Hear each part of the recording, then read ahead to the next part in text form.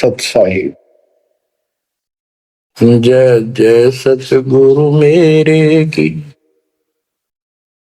जय जय सतगुरु मेरे की, सदा साहेबी सुख से बसियो अमरपुरी के डेरे की। जय जय सतगुरु मेरे की, जय जय सतगुरु मेरे की, सदा साहेबी सुख से बसियो सत्यलोक के डेरे की। सदा साहेबी सुख से बसियो सत्यलोक के डेरे की। निर्विकार निर्भय तू ही और सकल बेमान, जी साधो और सकल बेमान, सब पर तेरी साहिबी, सब पर तेरी साहिबी, तुझ पर साहिब ना निर्विकार निर्भय। बच्चों, परमपिता परमात्मा कबीर जी की असीम रजा से आज आप अपने घर की जानकारी प्राप्त कर पाए हो। ये सामान्य बात नहीं है जो दास आपको बता रहा है, क्योंकि आपने कभी सुनी नहीं थी ये बातें, कहीं स्वप्न भी नहीं था कि ऐसा भी कुछ है। जब तक इस गंदे लोक में हम जिसको सुख मान रहे हैं, हम आखिरी दुख मानते हैं मृत्यु को, या फिर उस रोग को जो जानलेवा है। बस उसके बाद कितना कष्ट आ जाओ हम उसको दुख नहीं मानते, क्योंकि हम अभ्यस्त हो गए। इस कष्ट को झेलने की आदत बन गई। टांग कट जा, हाथ कट जा, टूट जा, फिर भी हम जीने की आशा करते। और बात भी सही है, वे क्यों तो जन्म हुआ था, फिर मृत्यु क्यों हो रही है।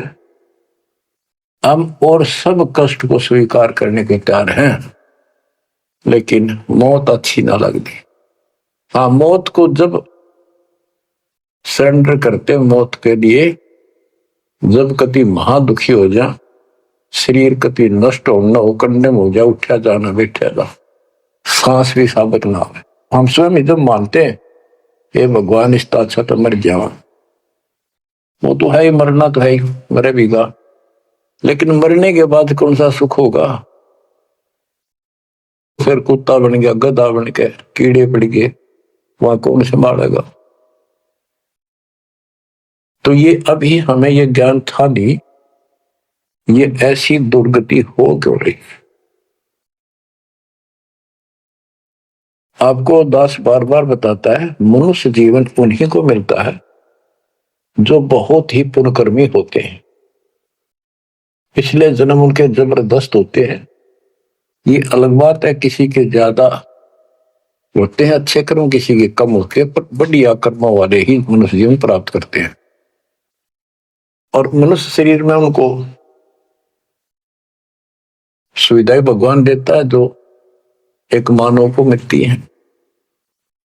जिनके पास पैसे ज्यादा हैं वो ज्यादा बकवास करते हैं।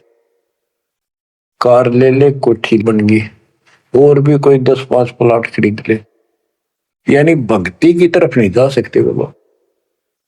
या जो कतिय दुखी है, हैंड टू माउथ है, यानी समय पर रोटी ना मिलती, वो भगवान के लिए जागा कहां। उसको सारा दिन रोजगार की समस्या समस्या पर समस्या रहती है। तो कहने का भाव ये है कि जब तक हम थोड़े बहुत सुखी नजर आते हैं, जिस गंदे सुख को सुख मान रहे, तब तक हमें भगवान की कभी जरूरत नहीं। ये तो ये ज्ञान हो या फिर कष्ट आना शुरू होता जब भगवान याद आता, उसके लिए परमात्मा कहते हैं कबीर साहब। कबीर दुख में सुमन सब करें, सुख में करे न कोई, और जय सुख में सुमन कर ले तो दुख का एक हो भाई। कबीर सुख में सुमन किया नहीं, दुख में करते याद, कहे कबीरता दास की कौन सुने फरियाद। सुख में तो करा नहीं, जब कैर टूटने लग गया चारों तरफ से, कैंसर डिक्लेयर होगी, सांस साबित नहीं आंदा, कई कर्म हीनता फिर भी नहीं मानते कि नाम ले लो और भक्ति कर दो, भला ना देखी जाएगी। उनके इतने कर्म कमजोर होते हैं, संस्कार माड़े होते हैं, खराब होते हैं। थोड़े बहुत कष्ट होकर भी यदि परमात्मा की तरफ लग पड़े, चल पड़े, उसका नाम ले ले, तो भी सहारा देना शुरू कर देता था। बड़ा दयालु है। अब भक्ति से सब दूर हो चुके हैं, और जो करते हैं वो पिछले संस्कारी हैं, उनको रास्ता ठीक नहीं मिलता, वो शास्त्र विधि त्याग कर मनमाना आचरण करने पर लगे हुए हैं। कोई बेचारे पहाड़ों पर जाते हैं, कोई तीर्थों पर जाते हैं, कोई पर भी लेने जाते हैं, कोई मंदिर में, कोई मस्जिद में, और कोई मंडी बना रखी वहां मत्था टेकने जाते हैं। यानी उनको चाह भगवान की है पर रास्ता ठीक नहीं। अब जैसा आपने प्रसंग सुना कि पांडव यज्ञ अश्वमेघ में एक का पाया साध, गरीब गोरख से ज्ञानी गणे सुखदेव जति जहान, सीता सी बहु भारिया, बहुत पत्नियां मिल जाएंगी सीता जैसी, अपने धर्म कर्म पे साफ सुथरी रहने वाली। संत दूर स्थान कहते हैं पांडव यज्ञ अश्वमेघ में एक का पाया साध, 33 करोड़ जहां थे देवता, 88,000 ऋषि, 12 करोड़ ब्राह्मण, 9,84 शब्द, उनमें एक का संत मिला, वाल्मीकि सुदर्शन जी। उसका कारण क्या था? उनकी साधना शास्त्र वेद है, गीता विरुद्ध है। तो बच्चों, शास्त्र विरुद्ध साधना करने से साधक को कोई लाभ नहीं होता। गीता अध्याय 16 श्लोक 23 में स्पष्ट किया है कि जो शास्त्र विधि को त्याग कर अपनी इच्छा से मनमाना आचरण करते हैं, लोक वेद के आधार से साधना करते हैं, उनको न तो सुख होगा और न उनकी गति होगी यानी मोक्ष, और न ही उनका कोई कार्य सिद्ध होगा, सिद्धि प्राप्त होगी। इन तीन वस्तुओं के लिए, तीन पदार्थ के लिए हम भक्ति करते हैं। घर में सुख हो, शरीर में सुख हो, कार्य सिद्ध हो, ऐसी भक्ति करें कि जिसे सिद्धि प्राप्त हो, जिसके सहारे हम ऊपर जावें। जैसे सुखदेव के पास एक आकाश में उड़ जाने की सिद्धि थी, और हमारे परमात्मा कहते हैं जो हम भक्ति दे रहे इसमें 24 सिद्धि आ जाएंगे। इन 24 की 24 को भी कहीं यूज नहीं करना, उसका प्रयोग नहीं करना। ये उनमें एक सिद्धि आकाश से उड़ जाने की भी होगी। एक सिद्धि आकाश से उड़ जाई, एक सिद्धि जल पैर न लाई, एक सिद्धि कुछ खावे न पीवे, एक सिद्धि जो बहुत जीवे। ये कई कई दिन नहीं खाते पीते तो वो एक सिद्धि होती है। गरीबदास जी कहते 24 को ना मन चावे तो हंसा सतलोक सदावे। तो कहने का भाव ये है कि ये सब शास्त्र विरुद्ध साधना करने वाले हैं, और अमीन जबरदस्त महात्मा मानना थे। ये ऊपर का दिखावा ऐसा गजब का करते हैं, सामान्य व्यक्ति को क्या पता, आपको भी पता नहीं था इस ज्ञान के सुनने से पहले। ये साधु हमने भगवान दिखाई देते और माथा टेका थे, प्रणाम किया करते, इनको खूब दान भी देते थे। ये पता चला ये डड़े डोहा थे। गरीब डंब करे डूंगर चढ़े, अंतर जीनी जूल, जग जाने ये बंदगी करे, ये वो वसूल। ऊंचे से स्थान पर बैठते हैं ताकि दूर तो दिखे कि महात्मा तपस्या कर रहे हैं, या पहाड़ों पर चले जाते हैं क्यों लोग भी भटक रहे हैं भगवान के लिए। साधु मिल जाए, कोई आशीर्वाद दे दे, घर में बरकत हो जाए, नो हो जाए, नो हो जाए, तो आशीर्वाद लेने जाया करते। और वो जंगलों में साधुओं में ढूंढा करते, तो वो छोटा मोटा आशीर्वाद दे भी देंगे, थोड़ी बहुत राहत मिल भी गई तो मोक्ष तैनो का नो रह गया। गरीब डंब करे डूंगर चढ़े, अंतर जीवनी झूल, जग जाने बंदगी करे, भक्ति करे, ये बहुत असूल बहुत। बच्चों आपको बताया है, जो उदास एक भी शब्द बोलता है ये अपनी तरफ से नहीं, ये गॉड गिवन है। और परमात्मा ने किसको दिया? अपनी प्यारी आत्मा संत गरीबदास जी को दिया। उनके द्वारा अमर ज्ञान लिखवाया गया है, वो आपको सुना रहा है दास। रग यजु है श्याम अथर्व, ये चारों वेद चतुभंगी रे, सूक्ष्म वेद बाचे साहिब का, सोहंसा सतसंगी रे। जो परमात्मा का सूक्ष्म वेद पढ़ता है वो सत्संगी है। चारों वेद ऋग यजु साम अथर्व, ये चारों भ्रमित ज्ञान युक्त है, इनसे जीव को कोई लाभ नहीं होना, मोक्ष नहीं हो सकता।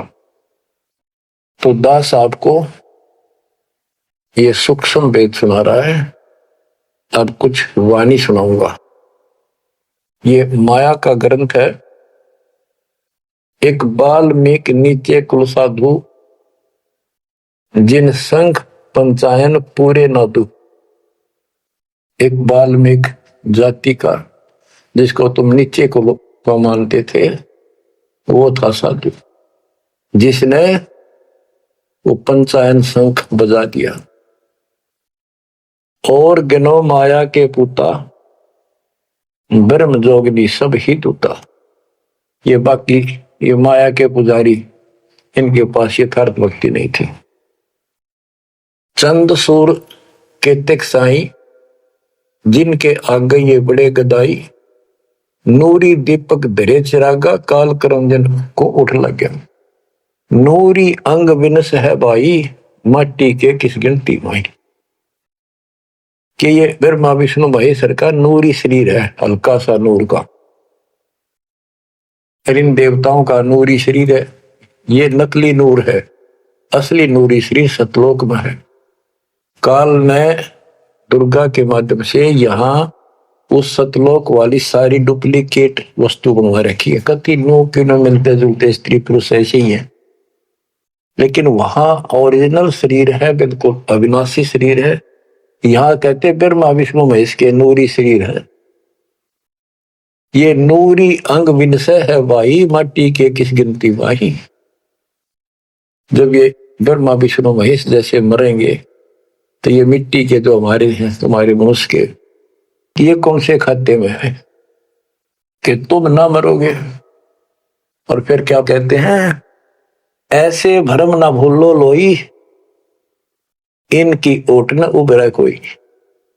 जिनकी देवताओं की, ब्रह्मा विष्णु महेश की, देवी की, काल की तुम आड़ ले रहे हो, शरण लिए बैठे हो, ऐसे भ्रम न भूलो लोई, इनकी ओट न उभरा कोई। कोई पार नहीं हो सकता, किसी का कल्याण नहीं हो सकता। यही 84 लाख योगियों पर कष्ट उठाते रहोगे। अब क्या कहते हैं, या तो 56 कोटि सहारे, और करी ठगोरी क्षण में मारे। 5 तत्व त्रिगुण की पूर्णी, आवे ब्रह्मा विष्णु महेश्वर जो। ये ब्रह्मा विष्णु महेश भी जन्म मरण के अंदर आवेंगे। बच्चों यदि आपको पहले तैयार ना कर रखा होता ना सारे प्रमाण देकर, तो आप कति नहीं सुनते। अगले दिन आप कति कान का नहीं लाते यूट्यूब के चैनल को, जो कहो झूठ बोल रहा है। और आज आपके घीसा गल्ला है कि गजब अजब कति साची सारी। और ये 300 वर्ष पहले संत गरीबदास ने लिखे कदर गए थे, उन्होंने प्रचार नहीं किया, उनको पता था कि इस ग्रंथ में और पाट देंगे जय कीब गणा प्रचार कर दिया था। आग ला देते इसका पहले जो इतना गहराई से कोई बतानिया होता था। और अब ओए होए ये जो दिल कहता है सुने जावा इतनी गजब की सच्चाई और पढ़े जावा। देखो बच्चों कितना अंतर हो गया। अज्ञान के कारण हम अपने खजाने न छोड़े फिरा थे।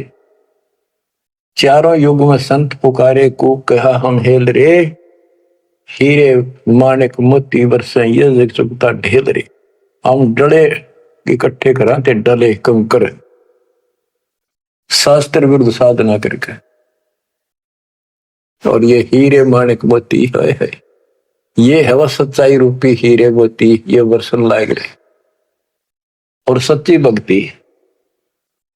अब क्या बताते हैं, ऐसे भ्रम ना भूलो लोई, इनकी ओट ना उभरे कोई।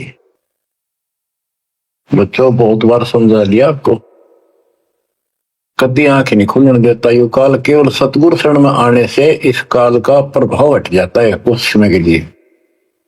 और तभी ये बातें अच्छी लगती है, ना कोई गाना ना कोई बेंजू बजे ना कोई अच्छा सुर निकाल ले जाते, केवल ये परमात्मा की अमर कथा सुनाई जाती है, उस दाता की बोली, उस कबीर परमात्मा की महिमा सुनाई जाती है।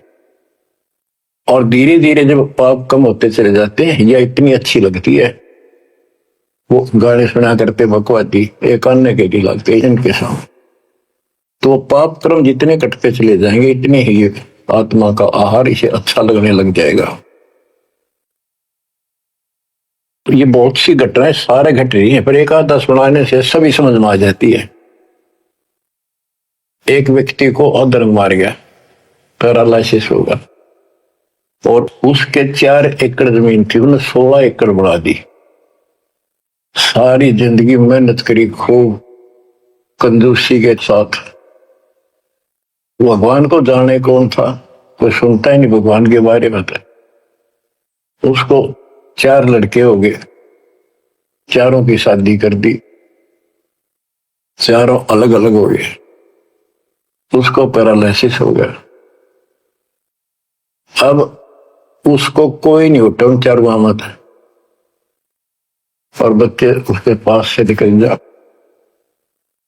गांव के व्यक्तियों को पता चला, वो आए, उन बच्चों को समझाया, भाई बाप है इसने कितना कुछ किया तुम्हारे लिए, कुछ तो शर्म करो। तो एक ने शर्म के मारे कुछ 10-5 दिन की सेवा फिर छोड़ दी। फिर उनके रिश्तेदार बुलाए, पंचायत हुई, रिश्तेदारों ने ये कर दिया भाई इसके 16 किले ने 5 हिस्सा बांट दो।